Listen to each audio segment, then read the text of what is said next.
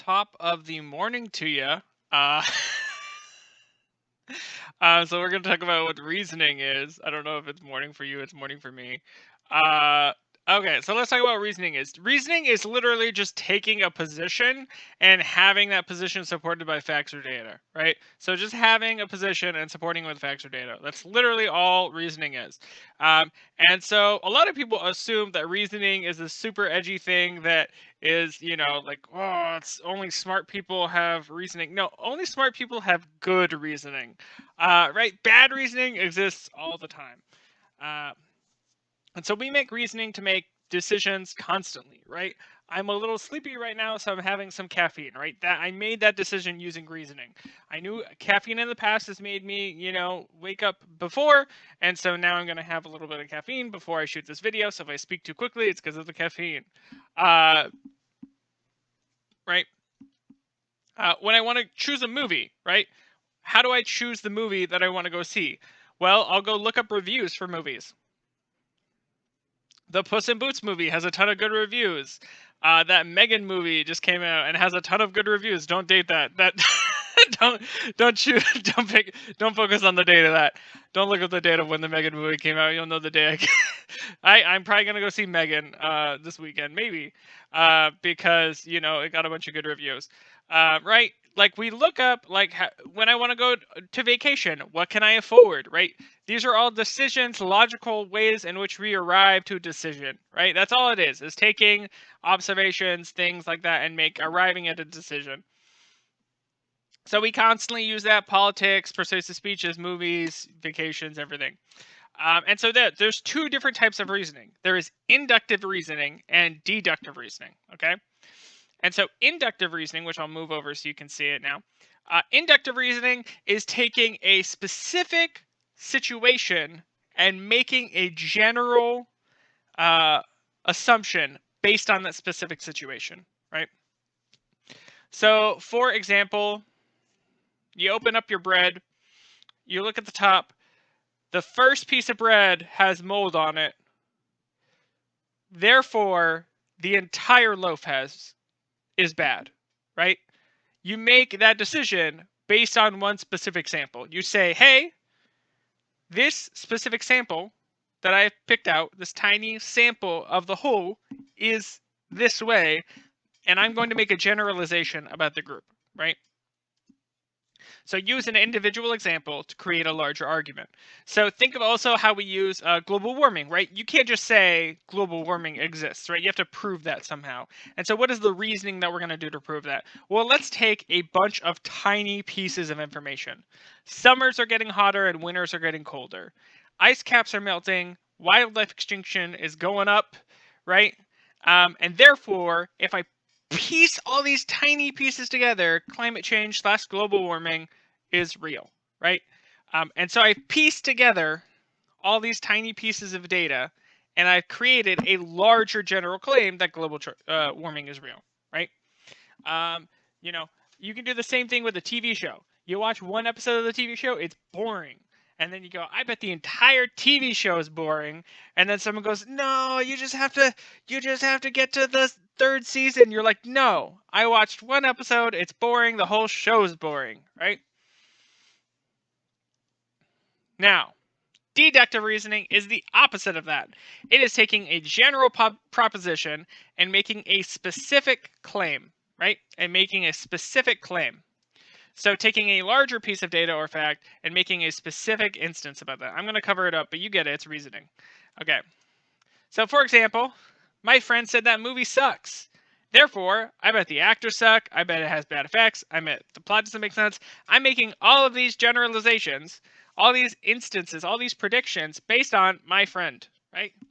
And so I can do the same thing with movies again. I like movies. I go to the movies a lot. So say you have a favorite director, right? I really like, Steven Spielberg, right? Steven Spielberg, he's coming out with a new movie. So I'm going to predict, I like Steven Spielberg. That's my general claim. I'm going to make a prediction. I'll like that movie, probably. I don't know. But I'm going to make a prediction on that specific instance that I will like that movie because I already like him, right? I'm deducing, think of getting smaller deducing, deduction, right? Getting smaller and picking a specific instance. Okay.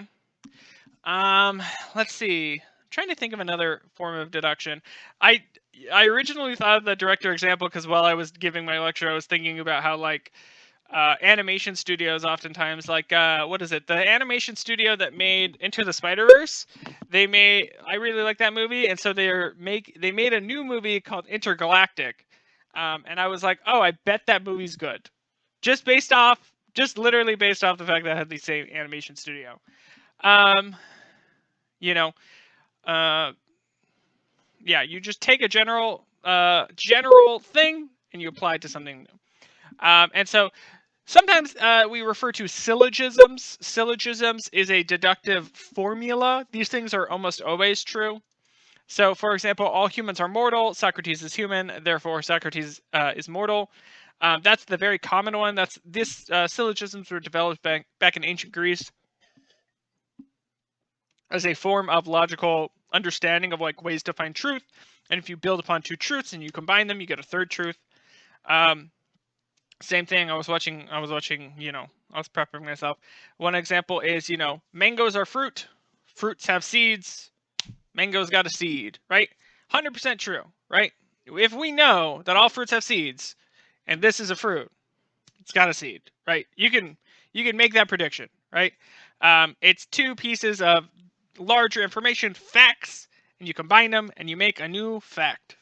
Not to say that any of these are good or bad. You can have bad examples of this, right? My mom, this is a story from my Christmas. My mom thought, and my mom is a little racially not the most sensitive. So my mom thinks that all Mexicans care about Dia de los Muertos. I don't know why. That's just a belief that my mom has. My girlfriend is Mexican. So when my girlfriend showed up to Christmas, she said, "You know what Zach's girlfriend would like? Here's a Dia de los Muertos statue that I bought last week." And she was like, "Hey, Amalia, guess what?" And she pointed at it. And it was so awkward because my girlfriend's like, "Why the hell?" Anyway, deductive reasoning is not always good.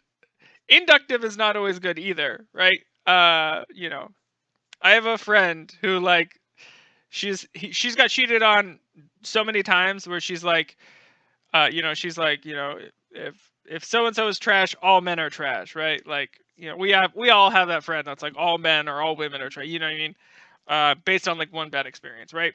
That is inductive reasoning. In deductive, you get smaller, right? Though. Enthymemes. When the second statement is left out of the syllogism, that is an enthymeme. Enthymemes are tricky. Be careful of enthymemes, right? Be careful of enthymemes. Enthymemes are tricky and oftentimes upsetting.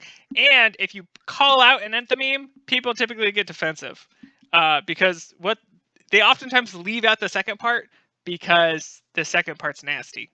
So I think a perfect example of an enthymeme is you throw like a woman.